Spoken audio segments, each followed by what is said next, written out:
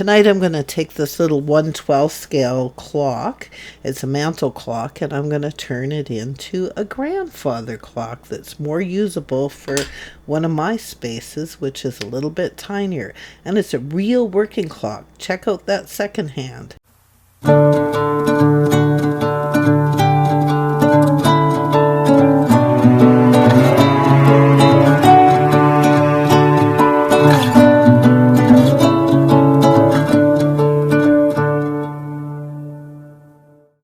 So I actually started working on this last night, and what I did was I took these little wooden sticks that I got from the dollar store, and I cut them to the size that I wanted them.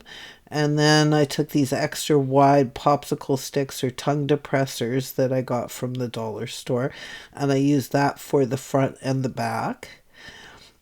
And I glued them all together to kind of make a little box. And then I used, of course, my miter shears to cut them. And then I sanded them down all nice.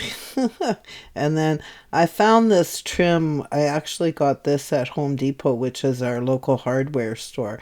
And I bought it quite some time ago with the intention of making some picture frames, but I have never gotten around to doing it. So I used it for around the base, and of course I used the miter shears to trim it.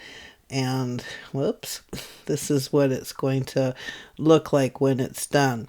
I used burnt umber paint that I rubbed onto the wood with a paper towel. But you can see here, if you compare the color of my burnt umber to the color of the actual existing clock, it is too brown.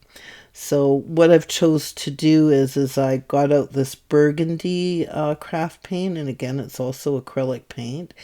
And then I just rubbed it down with a little bit of burgundy, and you can see now it seems to be a fairly good match. I'm actually quite pleased with the way it looks. I actually rubbed a little bit of the burgundy onto the already existing clock just to kind of bring it into the same.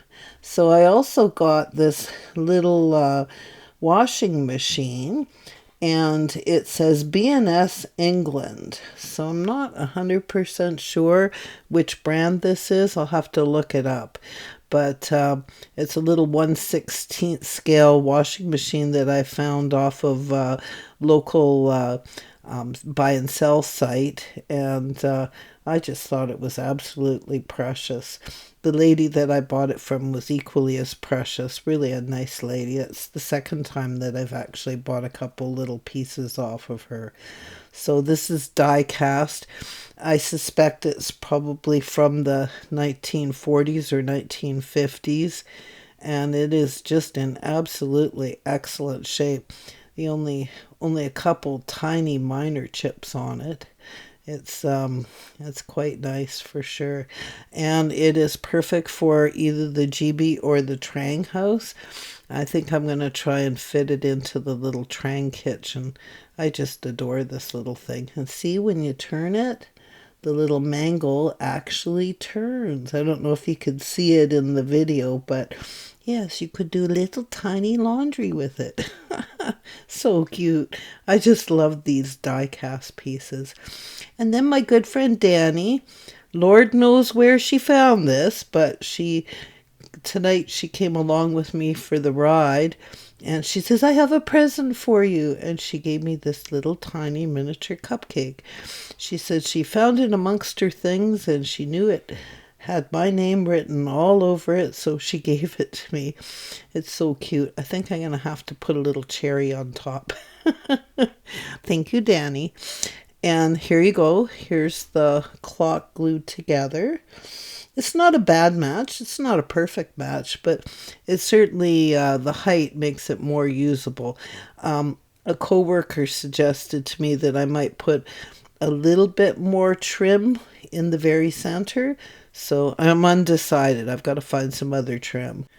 Well, that's my little video for tonight.